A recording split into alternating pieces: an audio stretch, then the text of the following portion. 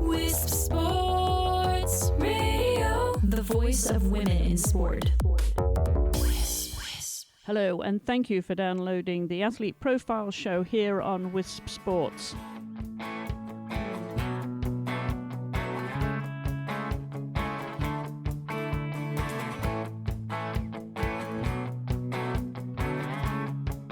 I'm Chris Stafford, and my guest today is Irish go-kart racer Ellen Donnelly from Castlemartyr, County Cork. Ellen has always been a fan of go-karts and has been encouraged there to try her hand at racing the faster versions, as they could see her potential. And she's now racing in the Lame X30 Junior class, which is one of the most powerful junior classes with top speeds around 70 miles an hour and aimed at drivers aged 13 to 17. She raced for the first time in June this year and now has 3 races under her belt, and she's presently competing in club championships and planning to move to Motorsports Ireland Championships for the next season. She drives with NCM Team, who are based in Athboy, and with their help and the support of her parents, Ellen is now on a mission and determined to make her way in motorsports. I began by asking Ellen what the motor racing scene is like in that part of Ireland. There's a good bit. There's a track, maybe half an hour, 40 minutes away, Watergrass Hill. It's a big enough track.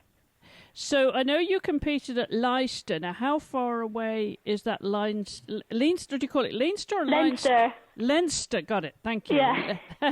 Leinster Kart Club. How far away is that from you then? About 3 hours, 3.5. Oh gosh, and is that the nearest kart club for you? No, there's Munster Kart Club as well, but the team I race with, NCM, they race with the Leinster Kart Club. Okay, so you've got started racing and you've got the bug for this. Now, what was it that got you interested in the sport? I don't know, I think all my life I've kind of been like obsessed with cars. Like I always knew like what badge was what, and I love watching car shows. And then I never really thought about, I always wanted to be a driver, but I never really thought of like how to get into it. And then it was kind of like the start of this year that we found out about karting, and like ever since I've just been obsessed. So what does it take? Do you have to own your own kart, or can you rent them for the race? Well, you can rent them, but it's kind of rare, like you'd usually own your own kart, Right. So you have your own kart now, do you? Yeah. All right, so parents obviously are really supporting you in this. Now, what is it about the sport then of go-karting? Because this is obviously, it seems to me, then, Ellen, is a good start for any young girl that wants to get into motor racing. You start with karts, right? Yeah, like if you want to get into single-seater, this is definitely the way to go, or even like rallying, just like to get behind the wheel of something that goes faster than, I don't know, like a bike or something, Yeah, exactly. And this is before you could even drive a car on the road. So yeah. So you're getting some skills already for when you do get to take your license to drive. But talk a little bit about what it involves then. I mean, because there might be other young girls listening to this, Ellen, and thinking, well, how do you get started? What do you need to do? Well, I started, I think it was in April, I started just kind of going up to a few different tracks, just going into the fun karts. And then it was really hard to get information on it. Like, you had to do a good bit of research. But you just have to, find, maybe, a team near you or someone who knows what they're doing. And then have, a test on a real kart. And we loaned one from the Wexford Youth Academy. And I went for a fun day with one of them in a karting track in Waterford. So we loaned that, and I did a test day up in Athboy, which is in Meath, near Dublin. And then you just kind of see if you like it, and you have to do a good few tests before you can buy a kart, because it's an expensive sport. And you just need to get into it properly, and you need to put in the hard work, because it's going to be hard, especially it's a really male-dominated sport, so you really need to have the fire in you to get you through all of it, Absolutely, you got to be determined, haven't you? So Yeah. when you had to test those karts, then Ellen, tell us about that. What did that involve? How fast did you have to go? Particularly fast? Did they want to know how you handled the kart? What was it they were looking for? Well, the first time, maybe the first one or like 2 times that you go up, you just have to try and get used to the acceleration, like, and the braking points, and like you should always start on the first, like, on the same track, like keep going to the same track for the first few times that you can really get used to the kart. And then, like, you just, after that, you have to try and beat people's times that are doing really well in, like, a different club or maybe in the same club or in, like, the Motorsport Ireland. And you just need to try and be quicker and brake later than everyone else so that you can get out of the corner quicker than them, or just try and find ways to get around them. Now, was this indoors or outdoors then when you were testing, Ellen? Outdoors.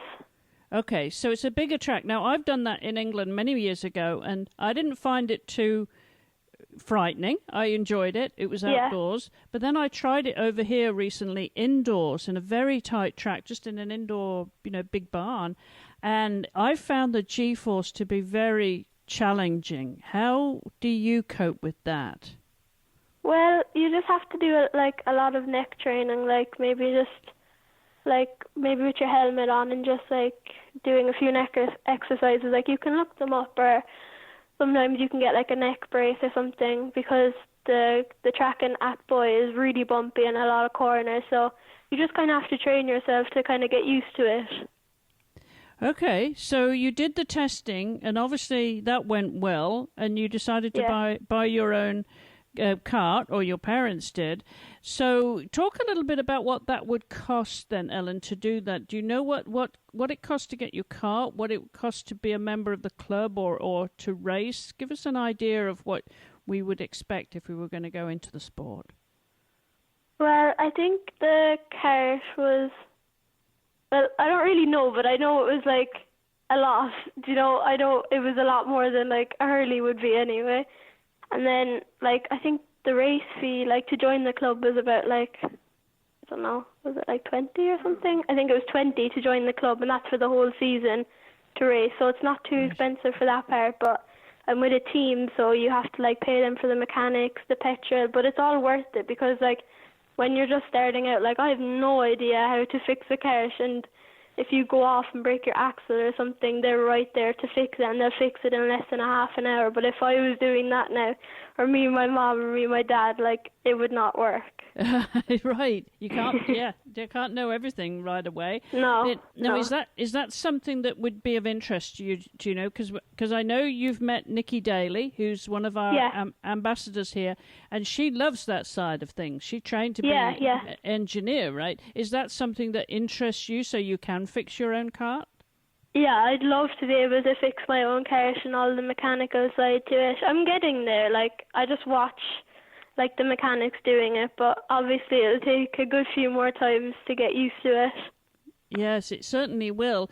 So, okay, so you went racing then. It's all about times, isn't it? That's what it's all about. And what kind of speeds were you doing, and how did your times compare? Well, definitely the first time I was definitely maybe like 10 seconds slower than I would be now. And then I think you'd be going about sometimes 70 miles an hour. You could be going faster, but I haven't really tracked the speeds yet. And what is it then about the speed then that gives? Is it just the thrill of going as fast as you can, being able to control the kart, or is it actually the winning that you're excited about? Are you very competitive? I would be competitive, but like I'm not really at like the winning stage yet. I've only done 4 races yet, so I love the speed. Like, I remember the first time I went testing and I went down the straight, it was like a whole another level of speed. It just, like, the vibrations are different to anything you've ever felt. It's so different. And how many laps would you do typically in a race? I mean, is it standard, or does it depend on, the race as to how many laps they have? Well, it depends on your race, but sometimes, like, there's, like, usually like 2 or 3 heats, and then there's a final. So in your heats, you just kind of build up to where you'll be starting in the final, and usually there's about 10 laps. There could be 12 in a final. Oh well. So did you find that tiring when you got out the kart after that? Sometimes, like if you're pushing really hard, like if you don't want the person behind you to pass, obviously it's always going to be tiring, but sometimes it might be a bit more tiring than others. And how many girls were in these races with you, and how many karts were there in total? Well, in my group, in my last race, I was the only girl, and I think there was about 8 of us, maybe. Okay. But there's actually a lot of girls. Like the team I race with, like the person who owns it, she has 2 daughters in it, and they're lovely. And there's actually a good few girls in it this year. It's really good to see. Well, obviously you're loving this, what you've done so far, even the few races, and you're going to be doing more. So what's the immediate goal then? Now we're in October. What would be your goal for the winter? Is it something that you would do through the winter, or is it seasonal? Yeah, there's Leinster have a winter championship, so that's definitely like another goal, because most of those races I'd say will be wet races. They're very cold, so I'm only really used to doing the dry. Like in my last testing, it was wet and it was completely different. It's really hard to control the kart, but it'll be a good experience. Yeah, so you'll drive through the winter. Now, what are the ultimate goals then? At what point do you go from, say, if you continue to do this, Ellen, do you go from a kart to a car? Well, next year I'd love to go into Motorsport Ireland, which is like the best like club or group you can get into in Ireland. Like if you win that, you're like the champion of Ireland. But the goal forever would definitely be a Formula 1 driver, but that's a big goal. But I'd love to race supercars as well, but Formula 1 is definitely the big goal. Well, that's big ambition, so there's no reason why you shouldn't aim for that. That's wonderful. But now there's so many different types of cars and car racing, isn't there? Just so much choice. And I know that Nicole Drought, she does endurance, of course, and there's rally driving as well. I've watched rally driving in Wales and Northern England, and that's really, really exciting. Does that interest you at all or not? Sometimes, like, there's always a good few rallies around Ireland, like even just in the back roads, because I kind of live like just outside the countryside, so there's usually 1 or 2 rallies on a year, so like I can just walk down to see it. It's like I would do it if the chance was there, but I don't think I'd like to make a career out of it. You know, it's interesting, isn't it, that with all these different choices, you can be either on the track, right, going around and round on a track, or you can be, off-road and doing rallying, going cross-country, so, which is very, very different. And so the interesting part about that, of course, is it requires different skills, different types of skills, right, and different types of vehicles to drive. So I guess over time, I'm thinking, you might start off doing one thing and then find you want to try something else. You never know where your skills will go. You might be able to do all kinds of things. Yeah, I'd love to try loads of different stuff just to see like where it goes. Because like you always have to be fit for like every car racing, because it's going to be tiring. But other than that, you obviously need different like things for other car racing. Mhm. Yeah, it certainly is. I mean, it's a very exciting future then. So how much do you have to drive to get, the practice up between races then? How often would you get in the kart? Well, the team keeps my kart at the moment, but I think we might be taking it down soon. But sometimes I might get up once or twice a month, and then we might do a good day of testing, maybe like 100 laps or more. Mhm. Well, that's a lot, isn't it? Yeah. I would imagine it's pretty tiring too. Now, do you have time to do any other sports to help your fitness? What is it that you have to... I mean, you talked about the G-force earlier there, Ellen, and getting your neck strong. Is there anything else that you have to do to help your racing? Yeah, well, I go to the gym nearly every day if I'm not training for camogie or something. And you have to keep up the fitness. Like, the gym is definitely a big thing, going for runs and doing weights and stuff. And you told me that you, as well as camogie in school, you also play badminton as well. So Yeah. are there any other sports that you would like to do professionally, or do you think at this point, because you're, just 14, right? Yeah. So do you think at this point, you're going to just focus on the driving then, and eventually when you leave school you won't be doing anything else but driving? Is that what you'd like to do? Yeah, I don't really have my mindset on definitely motorsport. I love camogie and stuff, but I wouldn't dream of being like an All Ireland. I'd love to be a world champion. Well, that would be wonderful. Well, Yeah. It sounds really, really exciting. What would you say to any other young girls that are listening to this and think they might like to have a go? What advice would you give them? Just don't leave anyone tell you that you can't do it, or if a boy's beating you, tell him you'll beat them the next race. Just don't let anyone tell you that you can't do it. And are the boys teasing you? No, not yet, but we'll have to see. Right, but you'll know what to say to them. Yeah. Good for you, Ellen.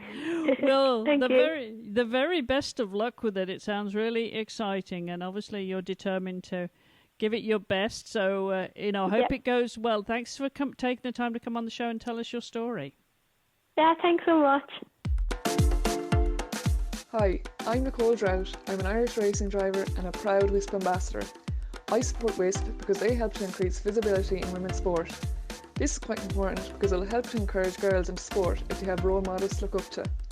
You can follow me on Facebook, Twitter and Instagram at Nicole Drought Racing. Thanks for listening and supporting WISP. And the very best of luck to Ellen. If you know of any young girls who are aspiring to turn professional in their chosen sport, do drop us a line to info@wisports.com and we'll reach out to them to share their story here on the Athlete Profile Show. And as always, don't forget to share on social media and follow us at Wisp Sports. You'll find over 18 shows currently in production with hosts around the world sharing the stories of women in sport. Until the next time, thank you for listening and helping us to turn up the volume on women's sports. Goodbye for now.